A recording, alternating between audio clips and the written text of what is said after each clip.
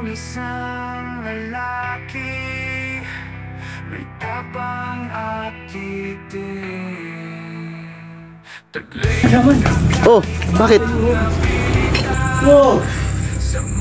Tara, tara, tayo. Diba iba yung pakiramdam dito sa sementeryo na to? Sa dilim ng gabi, naglalakbay sa landas ng kababalaghan.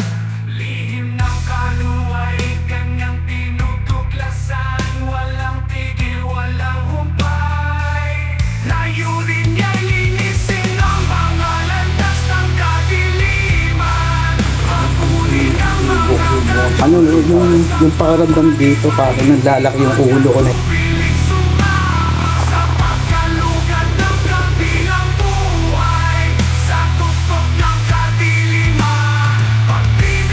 Anong pakiramdam mo ngayon dito sa sementeryo?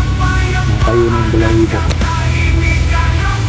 Hindi ko alam kung ano ba yung pwede mangyari sa amin dito, kung may magpapakita ba o na magpaparamdam sa amin. Ganito ka-consistent yung ilaw ng EMF. Possible na contaminated na siya kasi may mga power source, may mga poste rito na posible yun yung nadedetect ng EMF. Gabi na nang dumating kami rito. Halos iilan na lang yung dumadaan ng mga sasakyan. Pero aalamin pa rin natin kung may magpapakita ba o may magpaparamdam sa atin.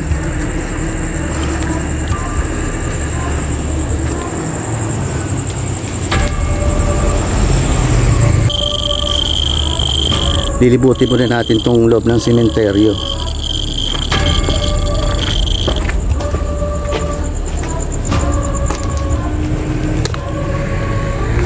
Pusa. Pusa ba yun? Sobrang medyo ang weird lang kasi, no? Ang weird kasi dito sa sementeryo na to, yung iba rito nailipat na doon sa private kasi merong ginawa ditong private cemetery. Yung ibang patay rito nailipat na, pero yung iba nananatili pa rin na nandito. Yan, kung mapapansin nyo, may mga nakalibing dito 1950 to 1997.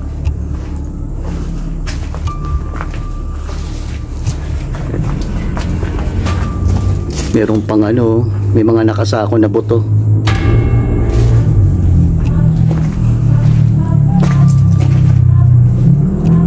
Akala ko ahas, buntot pala ng pusa. Akala ko ahas, buntot pala ng pusa. Ayun nakita namin. Puntahan na natin yung ano, puntahan na natin yung tito ko tsaka yung kuya mo, kung saan sila nakalibing. Yung guide ko. So, pupuntahan na namin nung kasama ko yung kung saan nakalibing yung tito niya tsaka yung kuya niya. Yan, so ito yung pagkakataon para mapuntahan namin. Mabisita niya yung kuya niya tsaka yung tito niya. Ping araw ng patay lang. Araw ng patay. November 1. Takot dito, no? Pero kasi kung ako ang ako tatanungin, walang walang ano ba tawag dito?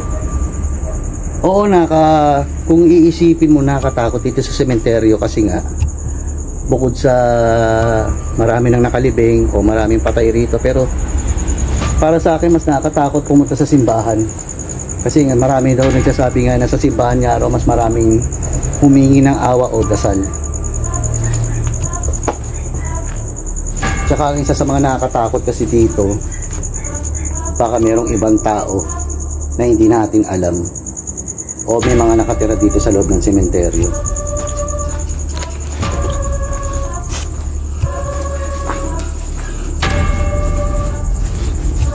Dikit-dikit pa rin yung mga puntod dito. Ito yung tinatawag nilang apartment. Kasi yung bagong sementeryo, hindi na siya yung parang apartment. Ito yung kabila nito, sementeryo pa rin to eh. Oh.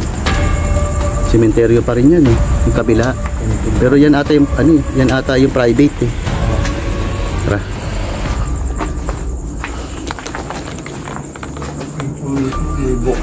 Ano no, yung pakiramdam dito, parang nanlalaki yung ulo ko na hindi ko maintindihan. Ako, leeg. Alam mo yung parang ano, no, parang ako nahihilo na nasusuka na hindi ko maintindihan. Pero sana ato maasa kami na may magpakita ba o may magparamdam man lang sa amin.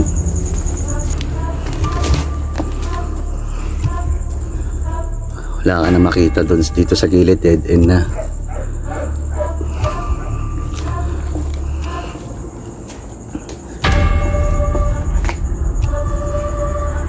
Yung motor ko.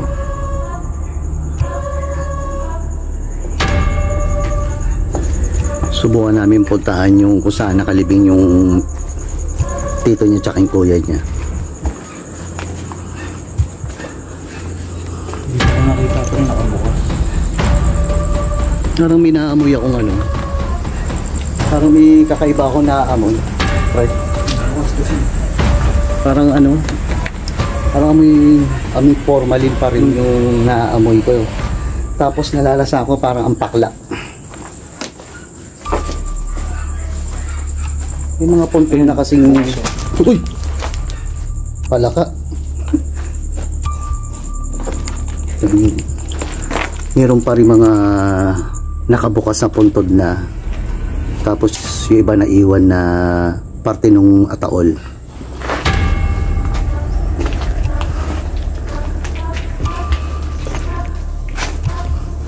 Halos pare-parehas yung itsura ng mga puntod dito kasi nga ito nga yung tinatawag nilang apartment.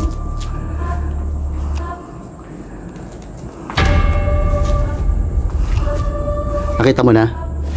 Dito ang banda yun.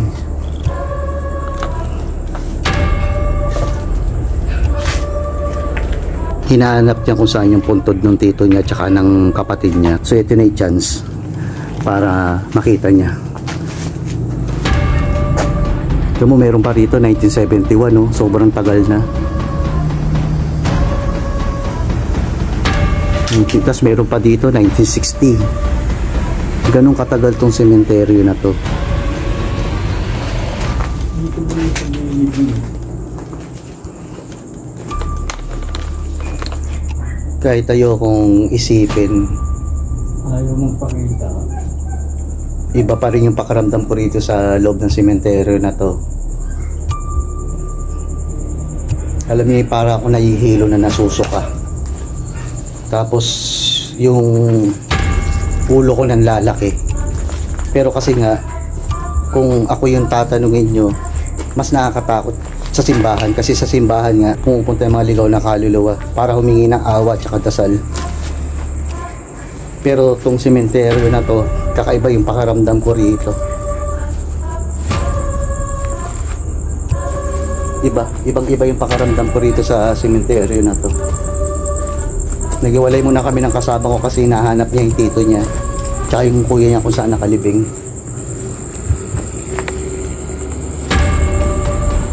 Kala ko may nakatayo doon. Pero minsan kasi paradolya lang yun. Yung pag yung mata mo galing sa liwanag tapos bigla kang titingin sa dilim, pwede mag-create ng another image o pwedeng may makita ka na may kakaibang image o imahe na akala mo merong nakatayo. Paradolya lang yun. Pero iba yung pakiramdam ko rito. Iba yung pakiramdam ko rito sa sementeryo na to. Para kung nahihilo na nasusuka.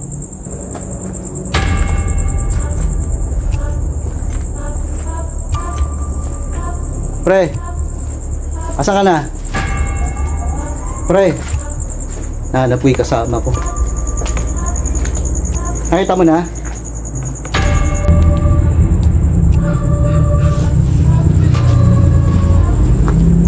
Nakita mo na?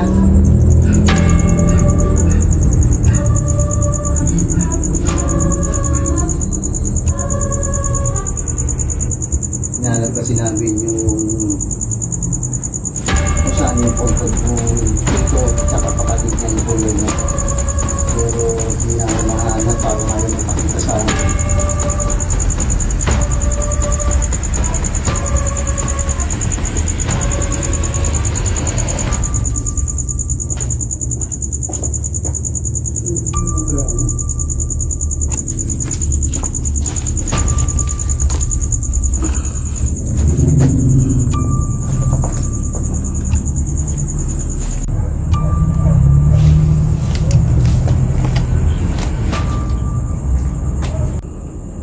Di ko na naman makita yung kasama ko.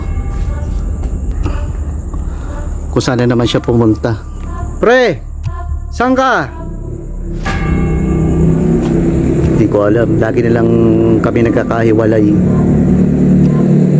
Kailangan mahanap ko kung nasan siya.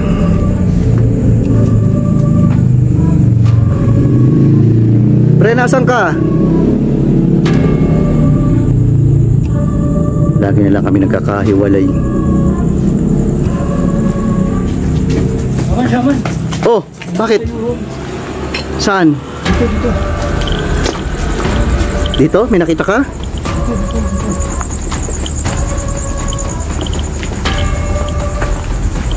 Baka naman guni-guni mo lang yun. Diyan mo nakita? Oo. Itim eh. Hawakan mo. Dito mo nakita? Tayo lang siya. Baka naman guni-guni mo lang yun. Hindi, kaya nga tumakbo ako eh. Nung sinabi ng kasama ko na parang meron daw siyang nakita, agad namin itong pinuntahan. At sinubukan kong pakiramdaman kung may mararamdaman ako sa paligid. Pero ito ang nangyari sa akin.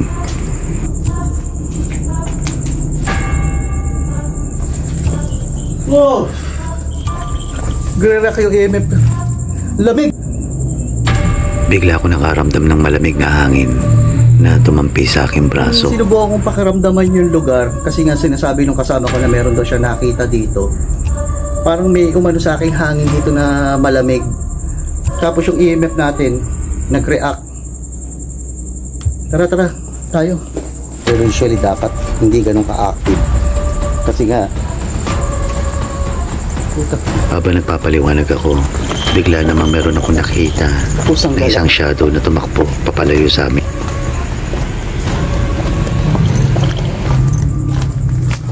Parang may nakita kasi akong tumakbo. Nakita mo ba yung parang tumakbo? Parang may nakita akong tumakbo. Shadow lang siya. Parang may nakikipaglaro sa amin. Nandito. Parang may tumakbo kasi. Pero syempre kailangan ano pa rin tayo kasi dito nung nandito tayo, pre, nung nandito kami habang nag-uusap kami nung kasama ko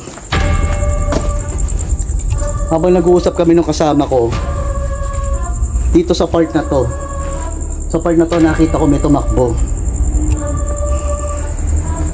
Hindi naman pusa. Tamo, bilog pa pala yung buwan, no? Full moon ngayon. Full moon. No? O baka pusa lang yung nakita natin. No? Pero hindi, laki. Mataas siya eh. Shadow, parang shadow yung nakita ko na tumakbo eh. Nagpahabol sa atin eh. Nilalaro tayo rito. May naglalaro sa atin. May naglalaro sa atin. Ang lalaki ulo ko rito sa lugar na to. Pre, lika rito. Parang dito sa dulo nitong sementeryo. Dito sa dulo na to, iba yung pakiramdam ko. Nalalaki ulo ko. Tapos para ako nahihilo na nasusuka. Hindi ko maintindihan. Parang ayaw nilang nandito tayo. Nararamdaman ko. Parang ayaw nila. Hindi po kami nandito para gambalain kayo. Nandito lang po kami para mag-explore at mag-investigate. Pero hindi naman dahil sa parang hinahamon ko kayo. Huwag po sana kayo magalit. Iba rito, pre. Parang ayoko na dito. Iba yung pakiramdam dito, pre. Nagtaka na lang ako bakit bigla na lang natulala yung kasama ko. Silip ko. Ha? Hindi nakita ka nakasilip? Oo. Dito? Yan. Baliti ito, pre. Puno ng baliti yan eh. Tabi-tabi po. Yung nakita mo na Yun na yata yun eh. Baliti. Kanina eh. Yung shadow. Baliti itong nasa gilid ng ano, ng puntod eh. Shadow siya, pre. Shadow yung ungay, di ba? Ang laki, tsaka ang bilis eh. Ang laki ulo ko. Nanlalaki ulo ko, pre. Dito kanina siya, nakatayo. Oo. Hindi yan tumakbo rito. Kaya nga, kaya hinabol ko eh. Hinabol ko siya eh. Tapos, nang sumilip doon sa taas. Oh, doon sa taas mo nakita. Eh, baliti yung pre. Puno ng baliti yung nandun. Tabi-tabi po. Sa pakiramdam ko lang hindi lang basta ligaw ng kaluluwa yung nagpaparamdam sa atin dito. Meron din mga elemento.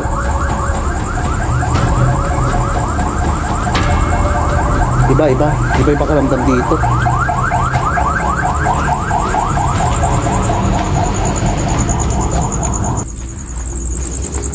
Nandito po ako hindi para hamunin or maghamon ng away.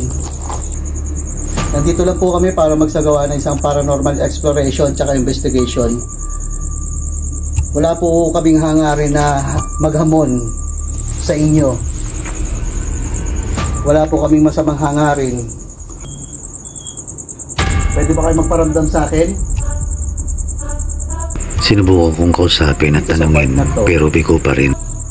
Nagre-react yung dowsing rod ko, pero yung EMF ayaw. Pag lumabas ako doon, na-contaminate yung EMF kasi mas malakas niyang nadidetect yung power source ng mga nasa poste. Pero susubukan ko pa rin gumamit ng EMF plus yung traditional na ginagamit ng dowsing rod at saka tong ghost ball. Itong kasing ghost ball na to, actually di naman totally siyang ghost ball eh. Cat ball siya. Laruan siya ng mga pusa. Kaya lang ito kasi motion detector siya. May possible kasi na once na mabangga siya or meron man entities or kahit anumang elemento na bumangga sa kanya, iilaw siya.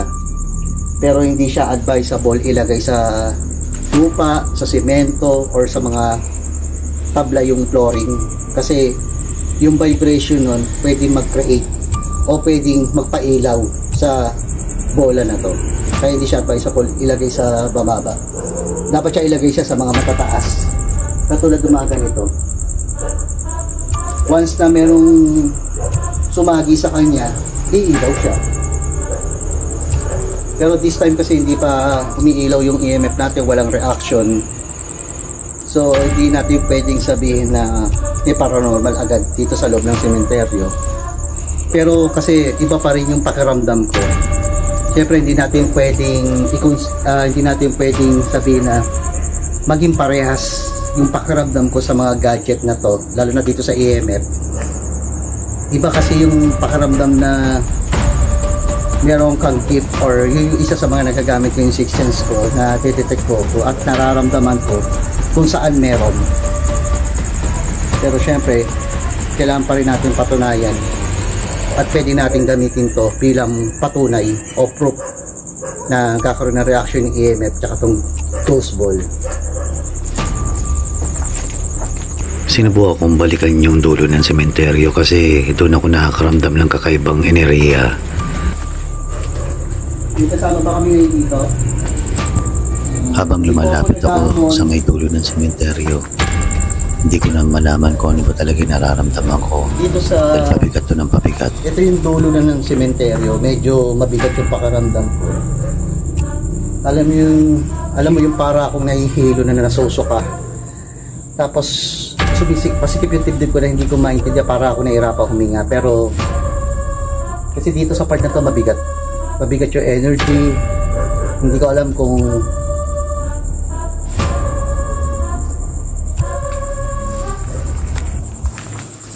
alam mo yung nararamdaman ko na parang ayaw nila na nandito ako.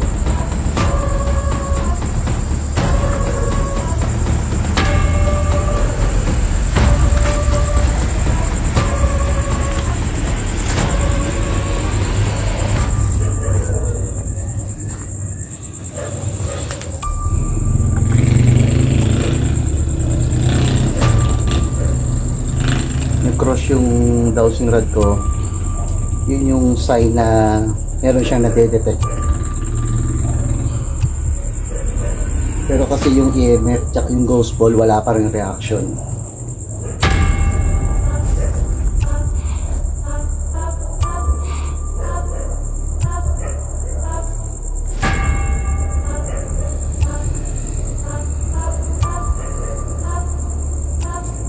Meron tayong meron ako nararamdaman na good spot dito, pero ang problema kasi iba yung pakiramdam ko, parang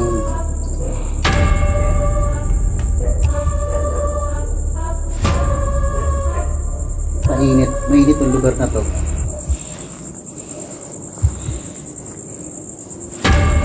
Tapos yung palad ko yung parang kinukuryente siya.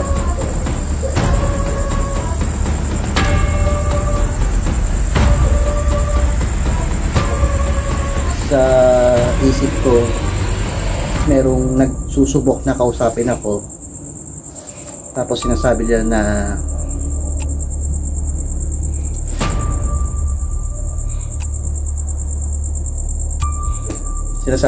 ayaw nila ako nandito, umalis na ako.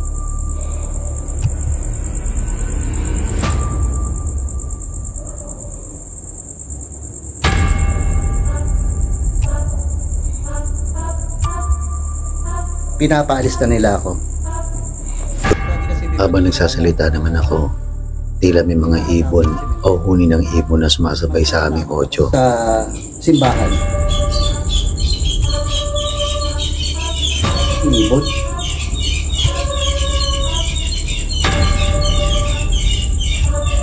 Mas natatakot ako sa pumunta sa simbahan kasi dun kasi mas madalas pumunta yung mga ligaw na kaluluwa para humingi ng awa at dasal. Pero dito sa sementeryo to, iba yung pakiramdam ko. Yung dulo na to, mainit siya. May nagagalit. Ayaw nilang nandito ako. Pinapaalis na nila ako.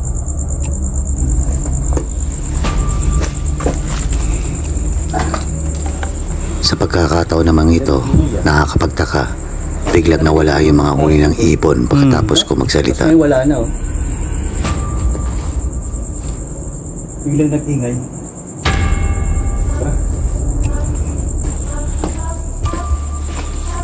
Muli na naman kinuha yung atensyon ko nung shadow na tumatakbo, kaya hinabol ko na naman. Nakita ko na tumakbo rito eh. Wala alam kung basta may nakita akong tumakbo eh.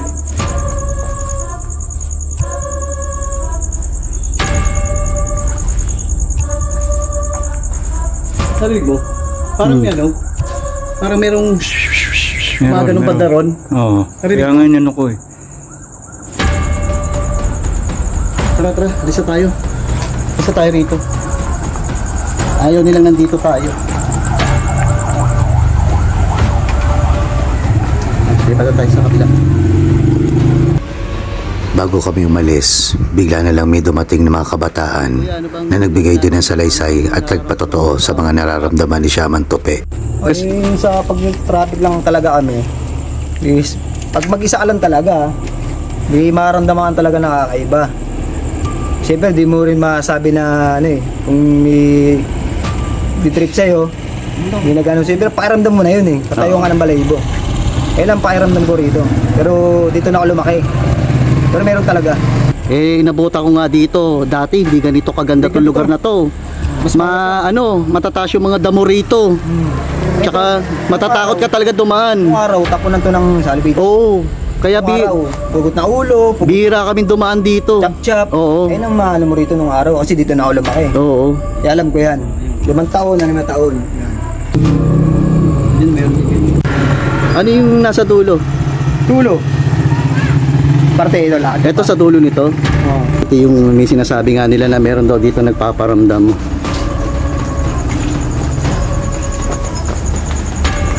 Dito sa dulo? Diyan ang laki ulo ko eh. Oo, dito nga. Diyan ang laki ulo ko eh. Dito. Nandiyan naman kayo? Oo, inaanap niya yung kamag-anak niya eh. Yung araw dito. Ito yung talagang libingan ng mga ano, yung mga pitos nun. Nung araw, kwento lang nila. Ayan, pinadulo yan. Oo. Diyan ko, mano, yun, ginalibo. Diyan ka talaga makakaano. Ang sa may balet. Ayun o. Ang lalaki na ulo ko. Oo, yan. Para umangat yung ano mo. Oo. Iba rito. Yan yung energy na kakaiba. Iba rito. Oo. Yung nga sabi ko, doon mo mararamdaman kung talagang meron o wala. Eh, kinilabutan si Kuya. Meron yun. Kahit po sa may balete pa na yan. Ito ang isa pa. Ah, ito. Yan, yung pila. Yung player po nun. Tabi, sensya na po. Pitik ko. Nakakabala kami. May pitik yung EMF ko. Ibig sabihin may nadedetect Ayun siya. nga yan. Ang edad ko nun, 9 years old ang kapatid ko nun, sinundang ko. 10 years old, nagtatalunan kami rito. Nalaglag ako rito, men. Nalaglag ako simula sa taas, nalaglag ako dyan. Diyan? Yung mo, 3 araw ko, blanco. Wala akong makita. Oo. Ito yun, men. Kahit tanong mo sa nanay ko. Iba no, iba pakiramdam dito. Yun ang ano yan. Kung kinukontinue is walang katotohanan, matuturan, wala rin. Oo nga. Kailangan mararamdam mo siya. Kaya nga. O, di ba? Doon pa lang sa, ano, di ba? Mararamdam mo. Marami sa may, ano yan, may puno dating malaki dyan. Oo. Parang balete rin yun dati. Ito grabe no. Pero nanlaki na ulo ko. Nasabi ko, guys, pag ano natin sa kabila, di ba sa may dulo? Pag ano natin dito, parang nag-ano. Kaya nga eh. Eh, malakas yung sixth sense mo, kuya. Oo, malakas ang ano ko. Kaya No? ibig sabihin, ayaw nila. Oo. Kaya ayaw po nila mano. Storbo ganun. Kaya nga. Ambo nung umuulan, yan yung lumalabas. Grabe. Iba talaga kwento rito sa Iba rito. sementeryo na to. May katotohanan ng ano rito. Oo. May kabuluhan yung mga nagsasabi na ganito yun. Marami na ako nang puntahan sa sementeryo pero ito yung pinakamabigat. Kahit hindi mo iniisip, Hindi yung mo ano, basta hindi ka nag-i-imagine kasi yung ano nila, yung energy nila, mararamdaman mo. Naparamdam sa iyo. Oo. Yung last na mahal na araw, nandito ako eh. Igisum salbakton ng kanton, igisum salbakton ng kanton. Oh, may alam ka palang orasyon ah. Hindi yan. Oo. Thank you ha. Salamat yan. Oo. Kontra lang yan, baka hindi ka. Para di kami lapitan. Yung nakilala namin taga rito, nagbitaw ng orasyon bilang proteksyon. Ano sila? Sila yung mga kabataan dito na nag-a-assist ng traffic. Iba yung pakiramdam dito sa sementeryo na to. Matulog.